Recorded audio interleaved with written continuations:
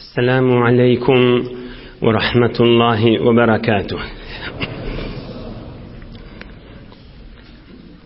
بسم الله الرحمن الرحيم. الحمد لله الذي هدانا لهذا وما كنا لنهتدي لولا أن هدانا الله. حمدا كثيرا طيبا مباركا فيه. الحمد لله عدد خلقه ورضا نفسه وزنة عرشه ومداد كلماته. اللهم صل وسلم وبارك على عبدك ونورك إمام المتقين سيد المرسلين سندنا شفيعنا مولانا محمد النبي الأمي الأمين وعلى آله وأصحابه وأنصاره وأتباعه أجمعين. لا أسألكم عليه أجرا إن أجري إلا على رب العالمين. اللهم وفقني لبيان ما يحتاج الحاضرون إليه وما يصلح أحوالهم. إلهي أنت مقصودنا ورضاك مطلوبنا، فأعطنا كلنا محبتك ومعرفتك. Büyük Allah Tebaraka ve Teala hemmenizin taat ve ibadetlerinizi, salih amallarınızı Huday için Allah'ın razıçılığı deyip didarlaşmanı, mehabbetleşmeni, daştan yakinen Hak Resulullah Aleyhisselam'ın dirman yaşayışını eşter ve almalı derslerini alasıp mübarek yığınınız öz hakkınızda beyleki Müslüman doğulluğunuzun hakkında ediyen hayır doğalınız bilen büyük Allah kabul edip de din, dünya, ahiretiniz abat bolsun inşallah. Vatanımız emniyet bolup, parahatçılık bolup, mescid medreselerimiz yürüyüp durmaktan, nığmat bolçuluktan büyük Allah ayırmasın inşallah. Ömrüne ağlanma, ötönü yanma. Ömrüne ağlanma, ötönü yanma, geçti. Malına kuvanma, mülkü dayanma. Mınna bediş etme, onunla utanma. Mınna bediş etme, dünyada diye de. Mınna bediş etme, onunla utanma, yani kıyamatta utanma. Hesap günü hayrını alıp bar bile. Hesap günü kıyamatına öz sogabını yığnap gidever deyip mahtumul işanay diye. Enedil Türkmen dille. Ömrüne ağlanma, ötönü yanma. Malına kuvanma, mülkü dayanma. Mınna bediş etme, onunla utanma. Hesap günü hayrını alıp bar bile. Ba'asen Nebiyyül Mustafa sallallahu aleyhi ve sellem el-Zahhak musaddikan ila Beni Kilab. Hak Resulullah aleyhissalatu vesselam 61. yaşında Zahhak deyip bir sahabası varmış, bir yari, bir şagirdi varmış. Hevre pehlivan adammış, bir kudretmend adammış.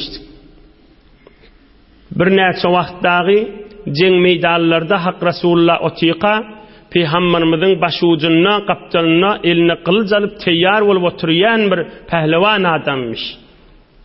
Hazreti Zahhak şoni Resulullah aleyhissalatu vesselam bir taifan aralarını ivertir, Beni Kilab diyen taifağı. Şolan arına bar Kur'an okuydu ver, şolan aralarına bar men sünnetimi yürüt, Müslüman bololloğun soruqlarının cevabını ver, ve sen vazifen şu tadaki adamların zekat meselelerini cabica ettiptir Peygamberimiz. Malli mülklü adam, zekat vacip bulayan adamlardan zekatlarını alıp fakir adam, bermeli adam, yetirmeli adamlarını yetir deyipdir. Zahhak diýenni bir pehliwan adammış. Aham Peygamberimiz aleyhissalatu vesselam de tamam şu zekat yığnap gariplere paylayan sahabalarını buyuruyanmış. Hamana dawarın, sığırın diyen zekatını alanızda da pesinini alman, in qowsununu alman, aramığını alın diyenmiş. Emme Zahhak şunu iyi bir yada anne. Bir zekat yığınacak da gariplerden çüreyim. Yani ey cemaat, elini pul oynayacak bu adamın elini. Eline mal oynayacak.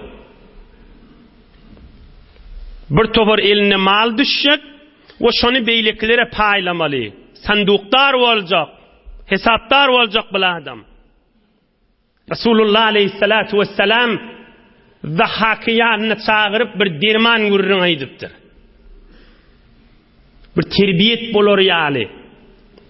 Elini pul aylanacak, milletin malı aylanacak elini, şuna ağırlanmaz yali bir derman mesel aytıp beripdir. Her kimin bir terbiyet vermesi fark ediyada. Bir adam öylüncük bolsa, bir kıydı olan gelin olacak bolsa, şuna bir tapşırmalıdan atbada, bir adam mudir olsa, muallim olsa, debir olsa, onu da bir zat tapşırılıyor. Bir adam sanduktar olsa, hesaptar olsa, mal elinden yetişen olsa, onu da bir tüysü zatları tavsiye etmeli oluyor. Bir adam bir yurda ya öz yurdunu danışçı olup da bir topar adamların arasına giyecek bolsa, onu da bir öz başına bir tüysü tavsiye etmeli, zat tapşırmalı oluyor. Ya bir adam aylanıp ya öz ovasını yaşıcılık vaaz verecek de bolsan, emr bil ma'ruf edecek adamın da özünü oraya tapşırmalı edipleri var. Dini İslam'da her kimin özünü oraya bir tapşırmalı edipleri var. Ohum Peygamberimiz aleyhissalatu vesselam mudiriyetini tek olan büyük insan Serdar-ı Alem Resulullah aleyhissalatu vesselam ey Zahhak deyiptir. İnni Zahhak elini pul düşecek adamın. Pullu adamdan malını alıp gariplere geçirecek de şu pulları ağırlanmaz yalı bir derman mesele aytıptır. Kâlen Nebiyyül Mustafa sallallahu aleyhi ve sellem Ya Zahhak ma ta'amuka ey Zahhak deyiptir. Sen şu öyünde köplerçe naharın näme deyiptir çöre kurşun. Köplerçe qazan näme iýen içýän zadın deyiptir. Onna Zahhak jogap beripdir, ya Resulallah, al-lahmu vel-leben. Ben çöre kurşum öz öyümde köplerçe biraş mal eti var deyipdir. Bir de süýt ba, qatyk ba, ki lebeniyat süýtten önýän zatla, maldan önýän zatla köplerçe men çöre kurşum şu ikisi deyipdir. Qala sallallahu aleyhi ve sellem thumma yasiru ila maza? Ey Zahhak deyipdir. Nahar iýinden soňram 3-4 sagat soňram vitamini bedenine singenden soňram nahar näme bolýar deyipdir. Thumma yasiru ila maza? Näme bolýar nahar deyipdir. Vitamini bedenine singenden soňram näme bolýar? Ohum Zahhak düşünüpdir. Ya Resulallah, ila ma qad alimta?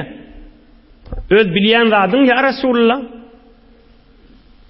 Nahar iýeňde vitamin bedenine singenden soňram adama bir agyr ýük, adamyň bir bizar agyr ýükü bolýar, adamyň bir hafasy bolýar, şonu aýyryp diýinmeli bolýar diýipdir.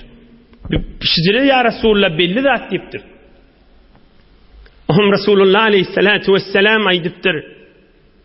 Fe innallaha ta'ala ve teqaddes zaraba ma yahruju min ibni Adam meselen lid-dunya ravahu al-imam Ahmed.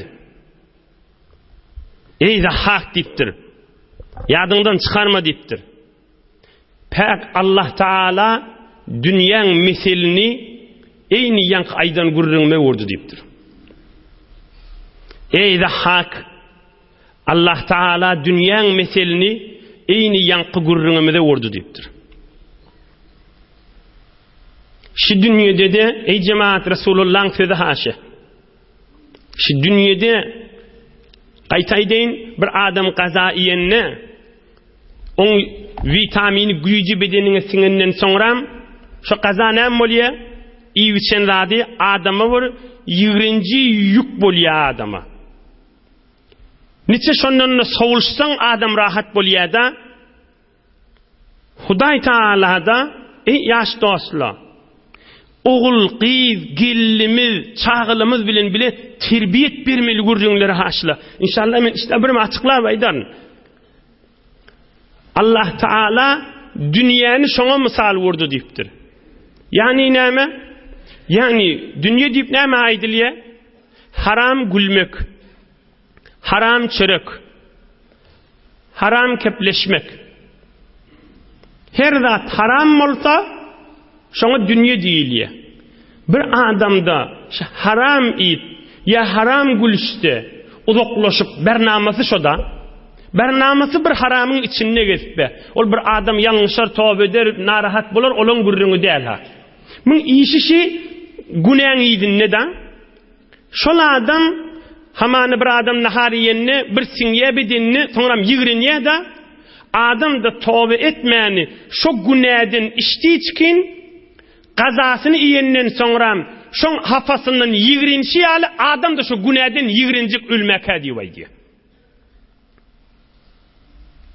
Adam haram iş edinni ya haram gülüşse şondan adam öljek bolanny bigadary ýigrenjek eýni hu sınjasyndan ýigrenşi ýanyk diýýär. Şunu Resulullah aleyhissalatu vesselam aýdy.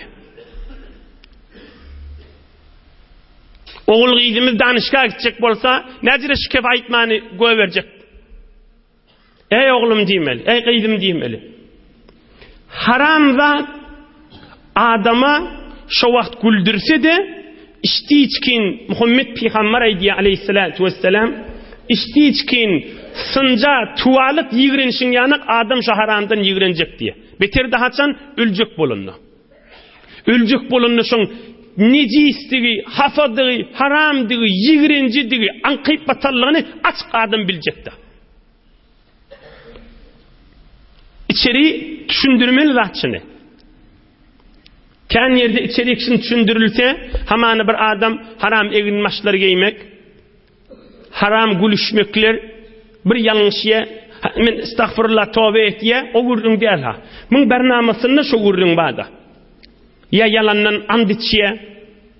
Eger şu gurrun oglan şoga terbiyet berilse wara, kän ýerde öýlenjek oglanlar, öýlenjek gelmejek gyzlar yalandan gasam içmerdiler. Allah'ın adını ortağa oklap, Kur'an'ın üstünde elini koyup, vallahi deyip, billahi deyip, sonra birbirine lanet aytışmazdılar. Aymen elim beydiye, aymen dedem beydiye deyip, Kur'an'ı, Allah'ın adını oyun tutmazdılar. Şu terbiyet üstüne koyulanmalsa. Her zat haram olsa, şuna dünya değiliye. Her zat Allah söylemeyen zatını dünya değil. Bu oturuşumda dünya değil mi? Halal gülüşmek, halal tefrihe ona dünya değil mi? Eğer yankı bir haram zat adamı sonra ýigrenji bolýarlygy terbiyet berilse, kän ýerde oğullar, gyzlar şäherliň içinde, obulun içinde ya öýleri habarsyz ya habarly ya başka yerlerde okuyup beren yerinde, işlep beren yerinde bir tobur oğulları ya gyzlary oyun tutunup da soňram lanetine galmazdylar. Yalandan izdivac etjek mennipde on ýüreklerini oynap soňram agladyk goýup bir-birini gargyş etişmezdiler. İki dünýäň biwat bolsun sen diýip ýerinden betdoga etişmezdiler. Näme diýip günme-gün sizleri gurjunlar köpelmeli. Näme diýip oglanyň şoğun ya özümizden kiçi inilimiz, daýygylymyz terbiyet salynmalylar. Ey doňjum, ey ýegenjigim, ey gyzym, ey oglum, şu haram zat ba, bili duruşuny etmek adamı qatı 20-nji bolýa öljek bolanda adam sınjasından 20-nji ýaly şondan 20-njik diýip baýat terbiyete salmalla. Ta jamiä islah bolar ýaly. Ta öýmiz islah bolar ýaly. Eger şu terbiyetdägi siňse wa bir adamyň icmaatla bir adam öz terbiyetine bağ bolsa, şu haram zat ýöri biderek zat bolsa, şunu Rasulullah aýdýan bolsa, belki Allah aýdýan bolsa, şu aýendesi hiç puç adam şondan 20-njik bolsa, men halkyň zindigisini göztükmeler owy. Belki halkyň namysyna, halkyň dinanasyny we halkyň erkegini göztükmeler owy diýip geliller we erkek adamlar wüjudyna siňer. Bu zindigiler bereketçilikten ayrılar, bereketli olur. Zindigiden sert bolşmak, icmaatla bir gelin oğlan ya bir erkek oğlan erhili olup jеңilik diye ya tefrihe diye 2 saat 3 saat oturmalı. Nämeden çürüm? O gülşekte havasına şakta.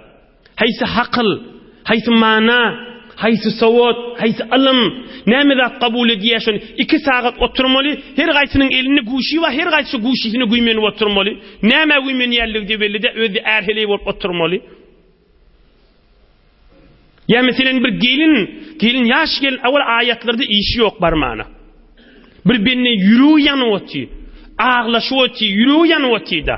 Ya bağlasy ya adamsy ya bir adam merhum oldu. Yaş gelinin işi yok. Şoň içine barıpdy aýatyň içinde o binnäňe musibet ýeti ýüregi ýanyp otdy. İçinde bir guşa kenara girip guşyny oýnap oturmak haýsy bir hakly kabul edmeli. Hamana Allah kuwat bermäne bartyrda 3-4 tane yaş gelin bolup. Haýsy musulmançylyk, haýsy bir insaniýetde kabul bolýan zatçylar? Der suretike eger tövbe etmese, basım Allah'ın dinine girmese, her kim şu bernama girse, haram yolu girse, ey cemaat, Resulullah diye adam ölecek bolanına, sınjasından 20-nji ýany şu eden işlerini 20-njik diýär. Bir nagat biderek ratmışdy. Nahar ýeňden naharyň döwri tamam bolanda näme bolýar? Adama agyr ýük bolýar. Şu dünýede de adam günah işde getýär da, oğum şoň döwri tamam bolanda adamy 20-nji boljak da. Meger halal eden işi, halal gülüşeni, halal maamlasy, halal kepleşeni, näme zat halal bolsa, tefrihleri de bolasyn. Gülüşeni bolsun, her ýagdaýy bolsun. Olar adamy 20-nji boljak däller. Olar gözüniň alyny ýalfyllap durjak. Dünýä mardyr, ýastanıp sen ýatyp sen, dinjalarmy bile ýatan mar bile. Maktun ulişan edip aýtdyşyny. Dünýä mardyr, ýastanıp sen ýatyp sen, dinjalarmy bile ýatan mar bile. Bir adam ýylany kujoklakyna ýastyk etip ýatyp bilermi? Näjere ýatyp bilsin? Dünýä mardyr, ýastanıp sen ýatyp sen.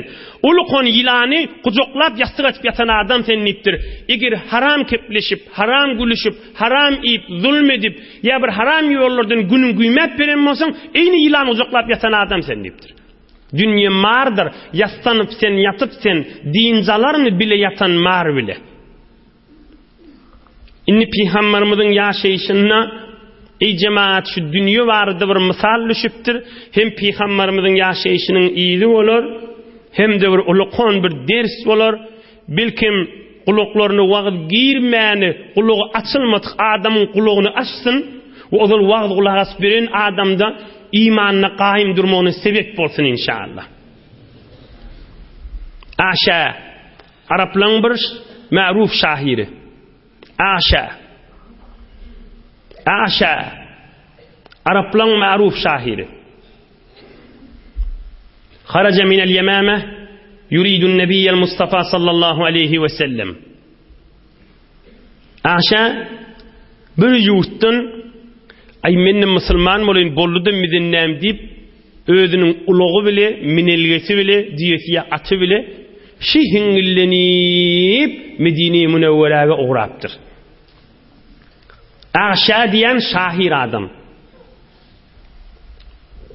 Öz diýesiniň üstüne gelýän muştaqa li Rasulillah sallallahu aleyhi ve sellem bel kana yasir ve huwa yureddid fi medhin nebi sallallahu. aleyhi ve sellem.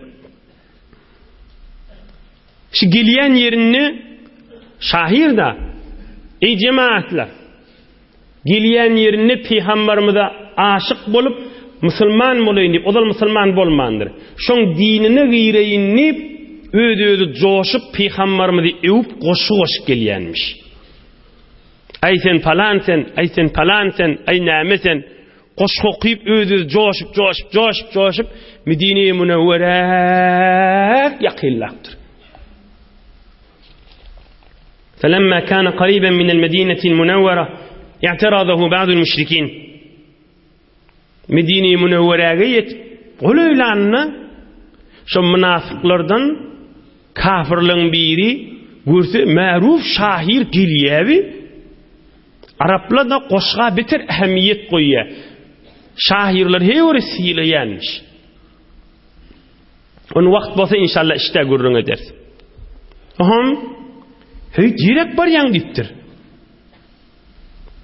Onu olay diptir men Muhammed Peygamber aleyhissalatu vesselam şoňa bir sataşyk din sorajak dipdir. Musulman bolayın dip häzir şo niyet bilen barýan dipdir. فخافوا أن يسلم هذا الشاعر فيقوى شأن النبي صلى الله عليه وسلم فقالوا له يا عشا ويحك دينك ودين آبائك خير منه بشاهر مسلمان bolsa mahul peygamberin derejesi kalacak, koşular koşu verecek de peygamberimiz öw. Hey aşa diptir, öz atababyň ýoly gow dämi diptir.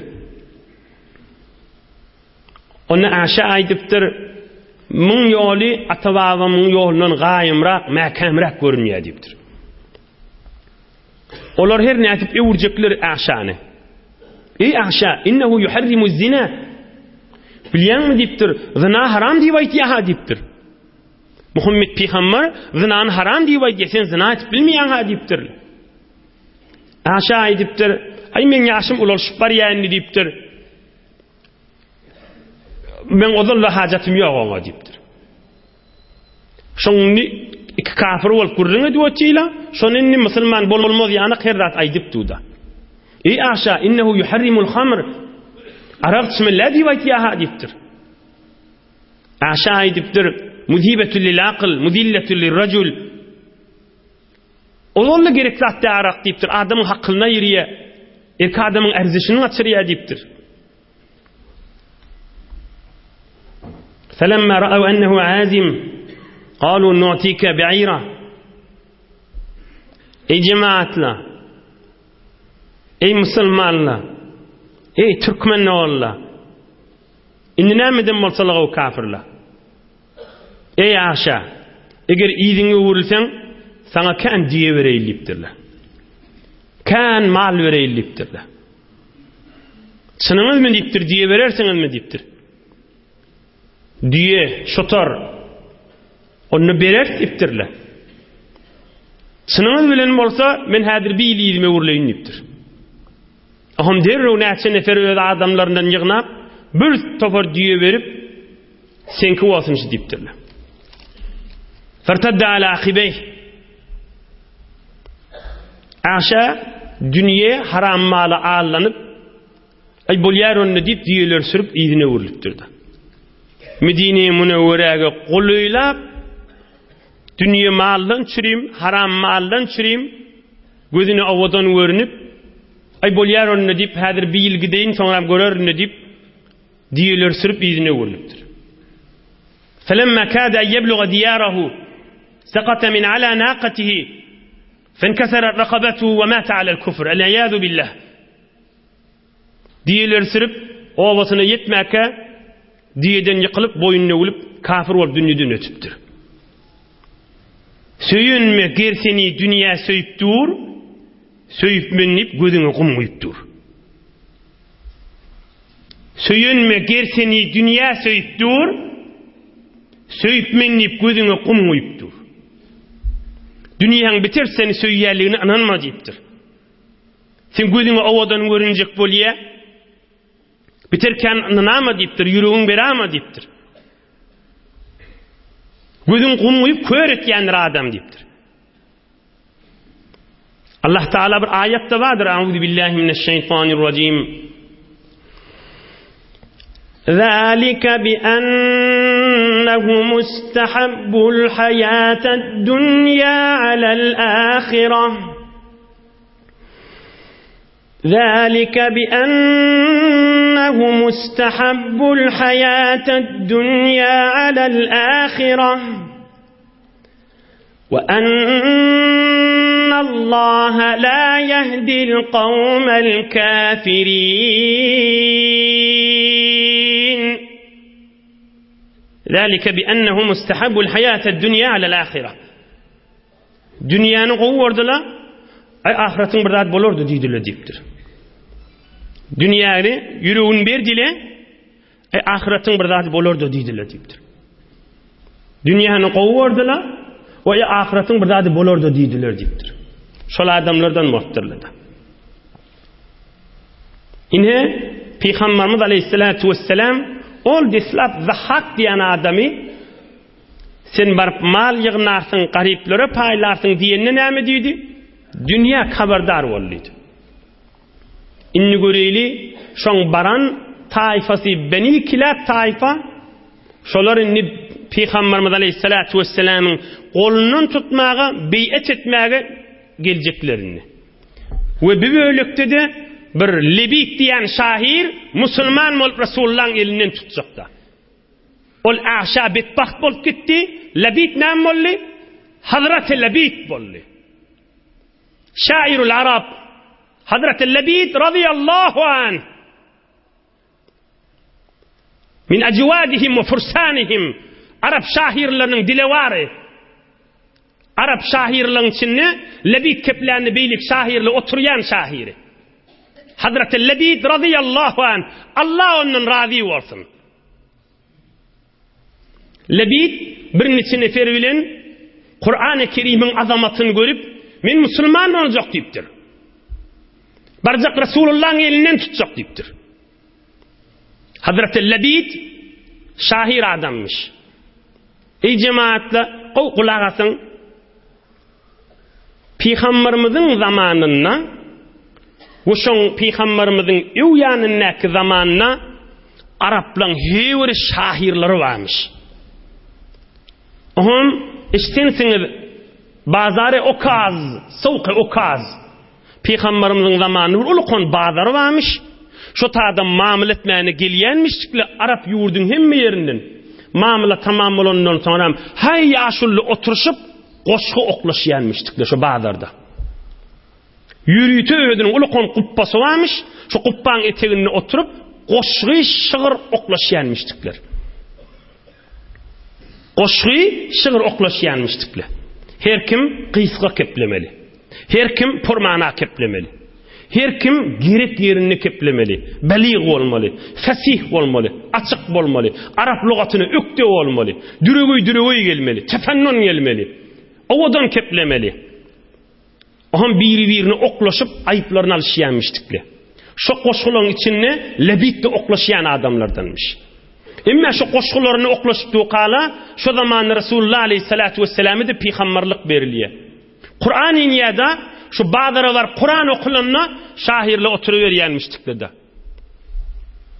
Şahirle oturuveriyenmiştik. Kur'an inenine bir iki aya, üç aya, dört aya ya bir aya Kur'an iniyada oturuveriyenmiştikle. Minnik birin şahirle. Allah Teala ayet indiriye fe'tu bi suratin min mislihi. Kur'an-ı Kerim'in avvalki seferlerine vardır. Şu oturan şahirle ansızın üyüşün diye bir sureyi Kevser inne atayna yana başarsanız getirin da diye.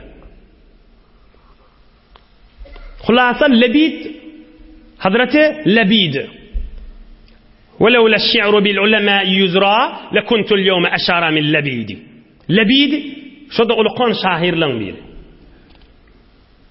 Bir eşittir Kur'an-ı Kerim'i Müslüman mülktür.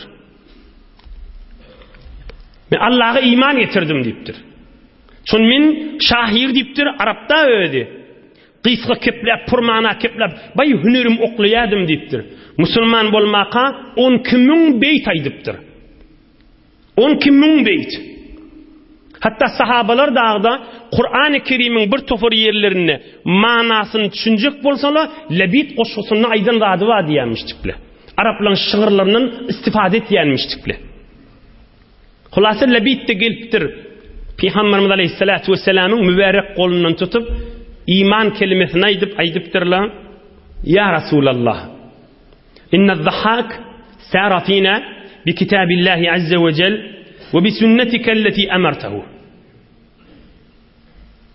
Ya Resulullah, sen bizim aramızda bir adam iyi verdin, o zahhaka. Ol bizim aramızda Kur'an okuydu. Ve sen sünnetliğini yürüttü, bizimini Müslüman molluk şonna. Bizim aramızda maldar adamların malını alıp gariplere paylayan adam mollu, sen iyi veren adamın. Biz inni kolundan tutmağına geldik deyiptirler. Hazreti Lebid radıyallahu anh.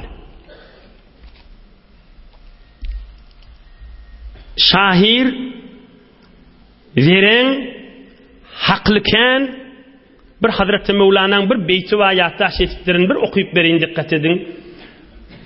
Şun behak bidar nebüvet canema hast bidari çöder bendanema.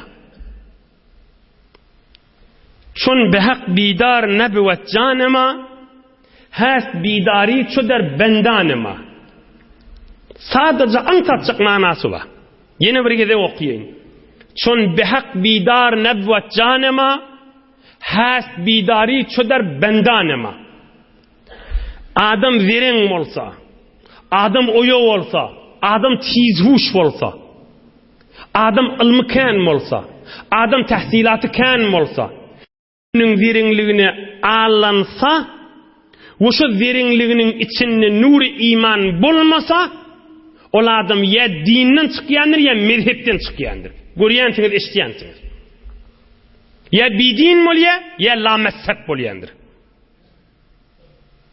Näme özlerin de şon behak bidar nebüvet canema adamın canı Huday bilen oyo olmasa, iman bilen veren olmasa, Kur'an bilen veren bolmasa, özü önüne näme qadise has bidari çöder bendanema. On verenligi onu qaytam zınnan etye, daşına çoluya on. On verenligi qaytam onu bağlıya. Allah gaşin uçup gitcek de onu uçurana. On perini qaqya verenligi. Hazreti Lebid verenligi onu Allah'a yetiriptir.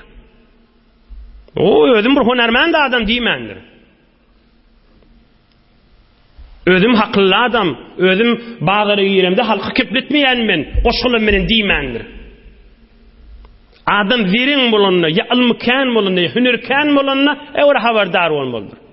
Adamın owadallığı haberdar olmasan Allah işiyali, adamın malken olsa haberdar olmasan Allah işiyali, adamın tanışken olsa haberdar olsan Allah işiyali, adamın ilmi ve hünerken olsa haberdar olmasan Allah yanır adamı. Ya adam dininden çıkarıya, ya adam mezhepten çıkarıya da. Mezhepten çıkarıyan hamana veren da görüye Arabi düşünüye ödü. Ebu Hanife aman İmam Azam'dan at takıya da. Oğlum sen İmam Azam Ebu Hanife dikiplecek bolanda meger İmam Azam da peygamber mi? Yanlış ya da näme dip rahatça qaydıwati. Qow jetipdi sorasan dehretin 13 tane sünneti var sana da diýsen bilen aqda ödü. Dehretin 13 sünnetini oturan yerinde sana diýsen başarjak da. Näme o dowr peygamber mi meger? O da yanlış ya da näme? Meger masum mi dip qaytan başga gurunlar aqdawatyda. Adam veren bolsa ya dinden çıkya ya mezhepten çıkya. La mezhep bolyandır. Kan görýänsiňiz ya eşitýänsiňiz, belkim görmädiňiz we eşitmädiňiz o jyr adamlarda. Bil iftihar edýär. Hazreti İmam Azam Ebu Hanife radıyallahu anh'ın mezhebini getiriyordu.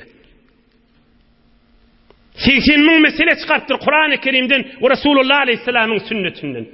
Birce mesele çıkart bilecek yaşlamanın en Allah'ımı çoğuyur adamları. Bir mesele çıkart bilecek ki çıkartı da aldırap titrep bir nefer ayıp edecek kadip titrep kalacak.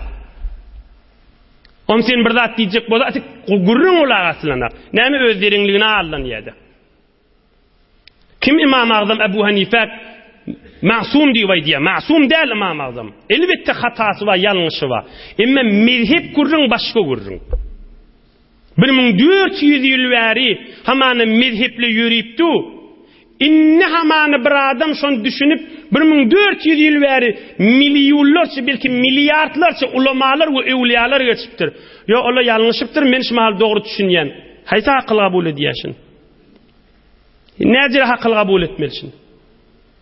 1400 yıl veri Mekke Medine'de, Irak'ta, Afrika'da, ol el Cezayirlerde, Bukhara'da, Samarkand'da, Diyubent'te, ulukon dünya oyunca Kubbetül İslam olan şehirlerde şu mezhep yürüymeli, inni bir adam hamana mezhep ne boluptur, falan boluptur deyip de dinin çıkıya, öz derin çıklığına ağırlanacak oluyordu.